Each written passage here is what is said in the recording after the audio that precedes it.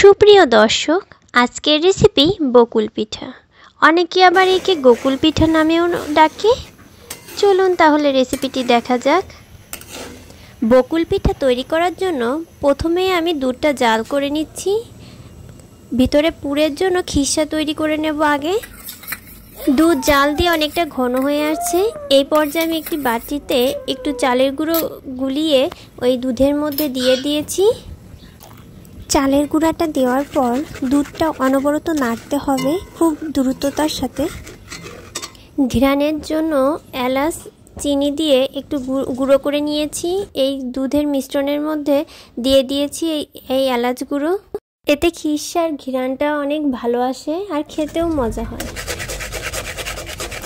দেখুন, বকুল পিঠের খিসাটা তৈরি করা হয়ে গেছে। ভিতরের যে পুরটা সেটা তৈরি করা হয়ে গিয়েছে। আমি একটি বাটিতে উঠিয়ে রেখেছি।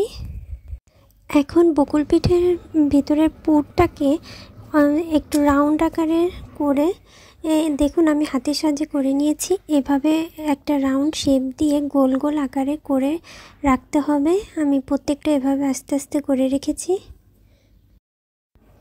খিসাটা আমি এরকম একটা শেপে রেখেছি। আপনারা চাইলে একটু বড় করতে পারেন, আবার ছোট করতে পারেন, আপনাদের ইচ্ছা। এভাবে আমি প্রত্যেকটি খিসা একের পর এক করে সাজিয়ে রেখেছি, আগে থেকে করে রেখেছি। আপনারাও আগে থেকে এই প্রত্যেকটা রাউন্ড শেপ আগে থেকে করে রাখবেন। এরপর একটি পাত্রে আমি 1 কাপ জল দিয়ে দিয়েছি।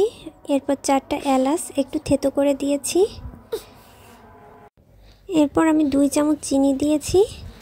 আপনারা আপনাদের স্বাদ অনুযায়ী চিনি কেমন খেতে চান, মিষ্টি কেমন চান সেই হিসাবে দেবেন। এখন আমি এটা ভালোভাবে জাল করে নেব। 2 মিনিটের মতো ভালোভাবে ফুটে আসলে তৈরি হয়ে গেল আমাদের চিনির শিরা। এরপর অন্য একটি পাত্রে আমি 2 চামচ ময়দা নিয়েছি আর 1/4 চা চামচ বেকিং পাউডার নিয়েছি, 1/2 চামচ ঘি নিয়েছি। এখন ভালোভাবে মিশিয়ে নিতে হবে সব কিছু।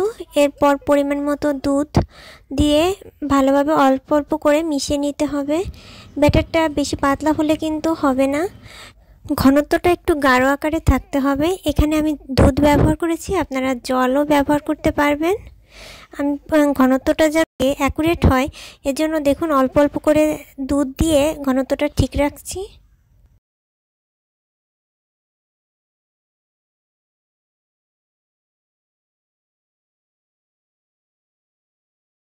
এই ব্যাটারের ঘনত্বটা ঠিক এরকম আকারের আসবে। আমি একটি চামচের সাহায্যে দেখিয়ে দিচ্ছি। এখন আমি কড়াইতে তেল গরম করে নিয়েছি। তেল গরম হয়ে আসলে ক্ষীরের যে রাউন্ড শেপ করে রেখেছি সেটা ব্যাটারে ডুবিয়ে একটি চামচের সাহায্যে উঠিয়ে নিয়েছি। আপনারা এখানে কাঁটা চামচও ব্যবহার করতে পারবেন, আমি প্লেন চামচ ব্যবহার করেছি। এরপর কড়াইতে দিয়ে দিয়েছি। এভাবে একটির পর একটি দিয়ে আমি হালকা লালটে করে ভেজে নিয়েছি। আপনারা আপনাদের কালার অনুযায়ী উঠিয়ে নেবেন। যা হয়ে গেলে গরম থাকতে থাকতেই এটা রসের শিরার মধ্যে দিয়ে দিতে হবে, তাহলে এটি তাড়াতাড়ি ভিজে যাবে রসের শিরায় এবং খেতে খুবই মজা হবে। দেখুন আমি প্রত্যেকটি পিঠা ভাজা হয়ে গেলে গরম থাকা অবস্থায় রসের শিরার মধ্যে দিয়ে দিচ্ছি।